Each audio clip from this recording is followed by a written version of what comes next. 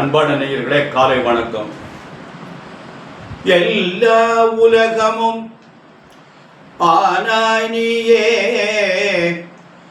ஏகம்பமேவி இருந்தாய் நீயே.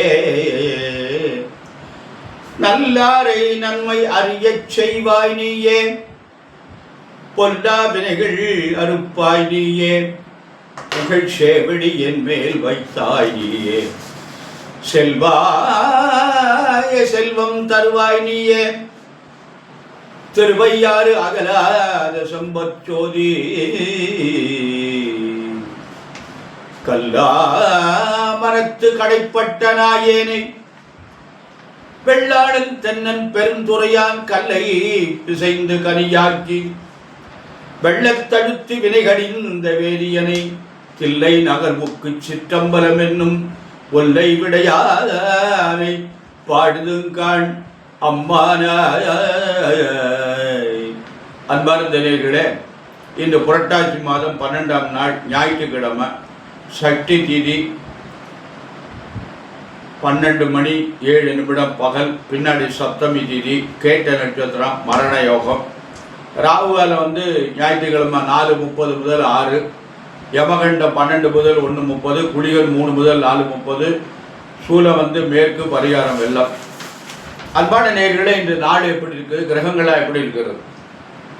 சூரியனும் புதனும் கன்னியில் இருக்கு, செவ்வாய் துலாத்தில் இருக்கு, சந்திரன் விருச்சிகத்தில் இருக்கு, சனி ராகு கும்பத்தில், குரு மிதுனத்தில், சுக்கிரன் கேது சிம்மத்தில் இருக்கு. இது கிரகங்களுடைய அமைப்பு. மேஷராசி என்பவர்களுக்கு இன்று நாள் எப்படி இருக்கிறது? மேஷராசி என்பவர்களுக்கு குரு பகவான் 3ல் இருக்கார், நன்மை இல்லை. 3 நாள் என்ன கிட்டத்தட்ட இதில் ஒரு 6, 12, 18 மாதம் நல்ல பலன் தராது. ஆனால் சனி பகவான் 18 மாதத்துக்கு நல்ல பலன் தருவார். சனி ராகும் 11ஆம் இடத்துல இருக்கார். அவங்க 2 பேரும் நல்ல இடத்துல இருக்காங்க. இவங்க 2 பேரும் நல்லது செய்வாங்க. ஆனால் குரு பகவான் மெயினான கிரகம், அவர் அவ்வளோ தூரம் சிறப்பு செய்ய மாட்டார். பார்த்து கவனமாக நடந்து கொள்ளுங்கள். அன்பான ரிஷபராசி என்பது உங்களுக்கு அமோகமான நாள். குரு பகவான் இப்போ 2ஆம் இடத்துல இருக்கார். நல்லது நடக்கும், நல்ல காரியம் பூரா நடைபெறும். அன்பான ரிஷபராசி என்பவர்களை உங்களுக்கு சனி ராகு 10ஆம் இடத்துல இருக்கார். 5ஆம் அதிபதி 5ல், 4ஆம் அதிபதி 5ல். இதெல்லாம் ஒரு சிறப்பு. பார்த்து ஜாக்கிரதையாக நடந்து கொள்ளுங்கள். நன்மைகள் பூரா அனைத்தும் நடக்கும். மிதுன ராசி என்பதில் உங்களுக்கு குரு பகவான் சரியில்லை. மிதுன ராசி என்பவர்களுக்கு குரு எங்கே இருக்கார் அப்படின்னா, ஜென்மத்தில் இருக்காரு. இடம் மாற்றங்கள் கிடைக்கும். வெளிநாட்டுக்கு போகலாம், வெளிநாட்டில் இருந்து இங்கே வரலாம், வாடகை வீட்டில் இருந்தால் சொந்த வீட்டுக்கு போகலாம். இப்படி ஏதாவது ஒரு இடம் மாற்றங்கள், பதவி மாறலாம். ஆனால் பிரச்சனைகள் ஏற்படும். ஜாக்கிரதையாக நடந்து கொள்ளுங்கள். எந்த கிரகங்களும் உங்களுக்கு சிறப்பாக இல்லை. கடகராசி என்பது உங்களுக்கு விரயமான நேரம், தேவையில்லாத செலவுகள்லாம் எடுத்து விடும். பார்த்து ஜாக்கிரதையாக நடந்து கொள்ளும். யார் சொல்வதையும் தயவு செஞ்சு நம்பாதீங்க. ஏதோ முதலீடு பண்ணாதீங்க. இடம் வாங்குவது, வீடு கட்டுவது, திருமணம் பண்ணுவது, இப்படி நல்ல சுபகாரியங்கள் செய்யுங்க, இறைப்படி செய்யுங்க, நல்ல பலன் தரும். சிம்மராசி என்பதே உங்களுக்கு அமோகமான நாள். இருப்பினும் 7ல் சனி ராகு இருக்கு. 7ஆம் இடத்துல சனி ராகு இருக்கக்கூடாது. ஆனால் உங்களுக்கு 2 கூட ஒரு பலமா 2லே இருக்காரு. அது ஒரு நன்மை. குரு இப்போ 11ஆம் இடத்துல லாபஸ்தானத்தில் இருக்காரு. அதுவும் நல்லது. இருப்பினும் ஜாக்கிரதையாக நடந்து கொள்ளுங்கள், நல்லது நடக்கும். கன்னி ராசி என்பதில் உங்களுக்கு குரு பகவான் 10ஆம் இடத்துல இருக்காரு. சனி ராகு 6ல் இருக்காரு. அது 2 உங்களுக்கு நல்லது. 10ஆம் இடத்துல இருக்கிற குருபான் பதவியை பறிப்பாரு சொல்லுவாங்க. கெட்ட பேர் ஏற்படும். ஜாக்கிரதையாக நடந்து கொள்ளுங்கள். துளாராசி என்பதில் உங்களுக்கு அமோகமான நாள். உங்களுக்கு இன்று நல்ல நாள், நல்லதெல்லாம் நடக்கும், நல்ல காரியங்களாக நடைபெறும். விருச்சிக ராசி என்பதில் பார்த்து ஜாக்கிரதையாக நடந்து கொள்ளுங்கள். அஷ்டம குரு 8ஆம் இடத்துல இருக்காரு. புதுசாக எதையும் தயவுசெய்து செஞ்சாரு. முதலீடெல்லாம் பண்ணாதீங்க. 6 மாதம் ஜாக்கிரதையாக நடந்து கொள்ளுங்கள். தடைப்படும், தாமதமாகும். தனுசு ராசி என்பதிலே உங்களுக்கு அமோகமான நாள். தனுசு ராசி என்பதுக்கு இன்று நல்ல நாள், நல்லதெல்லாம் நடக்கும், நல்ல காரியம் பூரா நடைபெறும். தனுசு ராசி என்பவர்களுக்கு அமோகமான நாள். நல்ல காரியங்கள்லாம் நடக்கும். அதுக்கு வாய்ப்புகள் நிறைய இருக்கு. 7.5 எல்லாம் முடிஞ்சு இப்போ சனி பகவான் 3ல், ராகு 3ல் இருக்கு. நல்ல மகர ராசி என்பவர்களே உங்களுக்கு 7.5 தாக்கம் இருக்கிறது. பார்த்து கவனமாக நடந்து கொள்ளுங்கள். குரு பகவான் 6ல் இருக்கு. ஆரோக்கியத்திலையும் கவனமாக இருக்கும். உடல் ஆரோக்கியத்தில் ஜாக்கிரதையாக இருந்து கொள்ளுங்கள். அன்பான தனுசு ராசி என்பவர்களை ரொம்ப கவனமாக நடந்து கொள்வது நலம். அன்பான கும்பராசி என்பவர்களே உங்களுக்கு அமோகமான நாள். நல்லதெல்லாம் நடக்கும், நல்ல காரியங்களாம் நடைபெறும். கும்பராசி என்பவர்களுக்கு 7.5 சனி இருக்கு, இருந்தாலும் குரு பகவான் 5ல் இருக்கார். மீனராசி என்பவர்களே உங்களுக்கும் நேரம் சரியில்லை. உங்களுக்கு குரு பகவான் 4ல் இருக்கார். ஆனால் அந்த குரு பகவான் அதிசாரம் பெற்று இப்போ 22ஆம் தேதி புரட்டாசி 22ஆம் தேதி கடகத்துக்கு வராரு. 2 மாதம் இருக்காரு. அந்த 2 மாதம் உங்களுக்கு அமோகமான பலன் தரும். அன்பான மீனராசி என்பவர்களே, கும்பராசி என்பவர்களே, மகர ராசி என்பவர்களே உங்களுக்கு ஏழையினுடைய தாக்கம் இருக்கிறது. பார்த்து ஜாக்கிரதையாக நடந்து கொள்ளுங்கள். சனிக்கிழமை தோறும் சனி பகவானுடைய வழிபாடு பண்ணுங்கள். கோளர் திருப்பதிகம் பாராயணம் பண்ணுங்கள். நல்லதே நடக்கும், நல்ல காரியங்களாக நடக்கும். அதாவது கிரகங்களுடைய அசைவில் நமக்கு எந்தெந்த இடத்துல நமக்கு வருதோ அதெல்லாம் நடைபெறும், நல்லதெல்லாம் நடக்கும். நம்முடைய முயற்சிகள் பலிதமாகும். அதனால் நல்ல இடத்துல கிரகங்கள் இருந்தால் நம்ம செய்கின்ற காரியங்கள் வெற்றி அடையும். அதுக்காக கொண்டாந்தலை யாரும் கொடுக்க மாட்டாங்க. பெரிய கோடீஸ்வரன் ஆக போகுதுன்னு சொல்கிறாங்க. அது எப்படி கோடீஸ்வரன் ஆக முடியும்? நம்முடைய உழைப்பில் முன்னேற்றம் ஏற்படும், வருமானங்கள் வரும், முன்னேறலாம். அதுக்குடைய வாய்ப்புகள் நல்லா இருக்குது. அன்பான நேயர்களே, நாம் இறை வழிபாடு தான் நமக்கு ரொம்ப முக்கியம். இதில் நமக்கு கடவுள் வழிபாடு பக்தியோடு செய்யணும். இந்த பக்தியோடு இந்த கடவுள் வழிபாடை நாம் செய்து வந்தோமையானால் இறைவன் நமக்கு நல்லருள் செய்வார் அப்படிலாம் சொல்கிறாங்க. நாம் இந்த பொருத்தம் பார்க்குற போது என்ன பண்ணுறாங்கன்னா நிறைய தவறுகள் நடக்குது.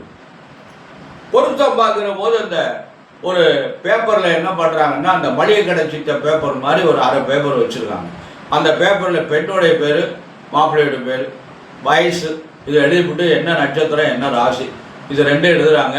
அப்படியே அந்த பஞ்சாங்கத்தில் இருக்கிற பொருத்தத்தை பார்த்து என்னென்ன பொருத்தம் இருக்குது அப்படின்னு எல்லா பொருத்தத்தையும் எழுதிட்டு இந்த பொருத்தம் ரைட்டு அப்படின்னு 10க்கு 9 12க்கு 9 பொருத்தம் இருக்குது, பிரமாதமாக இருக்குதுன்னு எழுதிப்படுறாங்க. ஜாதகத்தை ஆய்வு செய்வதில்லை. இந்த ஜாதகத்தில் தசா புத்தியெல்லாம் எப்படி இருக்குது 2 பேருக்கும் அப்படின்லாம் பார்க்குறதே கிடையாது. ஆமாம், ஆயுள் எப்படி இருக்குது, ஆரோக்கியம் எப்படி இருக்குது, பொருளாதாரம் 2 பேர்கிட்ட யார்ட்டையாவது ஒருத்தட்ட மிஞ்சுமா, இந்த கணக்கெல்லாம் பார்க்கறது இல்லை.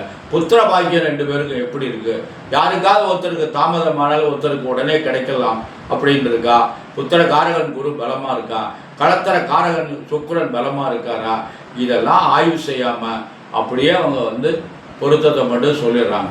இந்த 7ஆம் இடம்னு ஒரு இடம் இருக்குது. அந்த 7ஆம் இடத்தை பார்க்கறதே கிடையாது. செவ்வாய் தோஷத்தை மட்டும்தான் இவங்களுக்கு கண்ணுக்கு தெரியுது. 2 4 7 8 12 இருந்தால் செவ்வாய் தோஷம் அப்படின்னு சொல்லி உடனே நல்ல ஜாதகத்தை ஒதுக்கி போடுறாங்க. இந்த களத்திர ஸ்தானத்தில் கிரகங்கள் இருந்தால் 2 பேருக்கும் அதே மாதிரி இருக்கணும். களத்திர ஸ்தானம் சுத்தமாக இருந்தால் 2 பேருக்கும் சுத்தமாக இருக்கணும். இந்த களத்திரம்னா என்ன, அதுக்கு பொருள் சொல்ல தெரியாது. களத்திர தோஷம் தான் சொல்லுவாங்க. 7ல் செவ்வாய் இருந்தால் சனி இருந்தால் களத்திர தோஷம். இவங்களுக்கு தோஷம்னு சொல்லியே பழகி போயிட்டாங்க. அதனால் இந்த 7ஆம் இடத்துக்கு ஒரு அருமையான பொருள் இருக்கிறது. களத்திர ஸ்தானம் என்றால் களம் ப்ளஸ் உதிரம், களத்திரம். களம் என்றால் என்ன, உதிரம் என்றால் என்ன? களம் என்றால் கூடுகின்ற இடம், உதிரம் என்றால் இரத்தம். 2 இரத்தமும் ஒன்றாக சேருகின்ற இடம் களத்திர ஸ்தானம். ஒரு ஆணுடைய இரத்தமும் ஒரு பெண்ணுடைய இரத்தமும் சங்கமிக்கின்ற இடம், அதுக்கு பேர் தான் களத்திர ஸ்தானம்னு சொல்கிறது. அதை ஆய்வு செய்கிறது, அந்த ஆய்வுக்கு எடுத்துக்கொள்றதே இல்லை யாருமே. அதனால் அதனுடைய பொருள்களையும் தெரியுதில்லை. அதனால் இந்த 2 இரத்தமும் ஒன்றாக சேரணும். சேருகின்ற பொழுது ஒரு இரத்தத்தில் பிரச்சனை இருந்தால் இன்னொரு ரத்தத்துக்கு எடுத்துக்கணும், இன்னொரு ரத்தத்தில் பிரச்சனை இருந்தால் இந்த ரத்தத்துக்கு எடுத்துக்கணும். அதனால் ஒரு பெண்ணுடைய உடம்பும் ஆணுடைய உடம்பும் ஒன்றாக சேருது. ஒரு ஆணும் பெண்ணும் ஒன்றாக சேரவில்லை என்றால் வாழ்க்கை இல்லை. அப்படி சேருகின்ற பொழுது அந்த 7ஆம் இடத்தை வச்சு நாம் ஆய்வு செய்கின்ற பொழுது 7ஆம் இடம் நிறைவாக இருந்தால் அந்த 2 பேரும் சந்தோஷமாக வாழ்வாங்க. அதுக்கு தான் களத்திர ஸ்தானம்னு பேர். இதை இவங்க களத்திர தோஷம் அப்படிங்கிறத அந்த தோஷங்கிறதோடையே அப்படின்னு வாழ்க்கையை ஓட்டிடுறாங்க. அதுதான் இவங்களுக்கு பெரிய பிரச்சனையாக இருக்குது. அதனால் எந்த ஜாதகமும் தோஷமான ஜாதகம் இல்லை. இந்த ஜாதகங்களை நம்ம படைக்கல, பிரம்மா படைச்சது.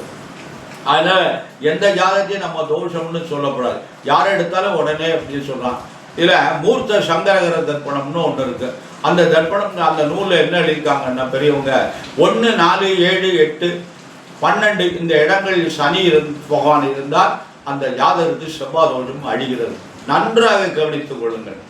செவ்வாய் 2, 4, 7, 8, 12 ஒரு ஜாதகருக்கு இருக்கு அப்படின்னா அந்த ஜாதகத்தில் 1ஆம் இடம், 4ஆம் இடம், 7ஆம் இடம், 8ஆம் இடம், 12ஆம் இடத்துல சனி பகவான் இருந்தால் அந்த ஜாதகருக்கு செவ்வாதோஷம் என்று சொல்லவே கூடாது என்று மூர்த்த சங்கரகர தர்ப்பணம் என்ற ஒரு பழைய நூலில் கூறியிருக்காங்க. பெரிய அதெல்லாம் அருமையான ஆய்வுக்குரிய நூல்கள். அப்படியெல்லாம் ஒரு கருத்துகள் இருக்கு. இவன் உடனே அந்த இடத்துல, ஏன்னா இவன் படித்தா தான் அவனுக்கு தெரியும், அந்த இடத்துல பார்க்க மாட்டான். அதனால அவன் என்ன பண்ணிடுறான், செவ்வாய் தோட்டம் இது சேர்க்கக்கூடாது, பொண்ணுடைய செவ்வாய் நல்லா இருக்கு, மாப்பிள்ளைக்கு 12 செவ்வாய் இருக்கு அப்படிலாம் சொல்லி தவறான ஒரு அபிப்பிராயத்தை உண்டு பண்ணி தவிர்த்து விடுறாங்க. அன்பான நேயர்களை, ஒரு நல்ல ஜோதிடரை அணுகுங்கள். ஒரு நல்ல படித்த அறிவான ஜோதிடர் நல்லுங்க, அனுபவம் உள்ள ஜோதிடர் நாருங்கள். அவங்கள்ட்ட பொருத்தம் பாருங்க. நம்ம குழந்தையுடைய வாழ்க்கை சிறப்பாக இருக்கணும். நம்முடைய குழந்தைகளுடைய வாழ்க்கை நன்றாக இருக்க வேண்டும். அந்த குழந்தைகளுக்கு நல்ல குழந்தையாக இருக்க வேண்டும். அந்த குழந்தைகள் நன்றாக படிக்கணும். அந்த குழந்தைகள் நன்றாக கை நிறைய சம்பாதிக்கணும். அந்த குழந்தைகளுக்கு நல்ல வாழ்க்கை துணை அமையணும். அந்த குழந்தைகளுடைய எதிர்காலம் நன்றாக சிறப்பாக இருக்கணும் என்பதற்காக எல்லாம் வல்ல எம்பெருமான் சர்வேஸ்வரனையும் வள்ளல் பெருமான் வள்ளியில் மணாளன் முருகப்பெருமானையும் என் அன்னை பராசக்தி அன்னை முத்துமகா மாரியம்மையும் பிரார்த்தனை செய்து நிறைவு செய்கிற. நன்றி, வணக்கம்.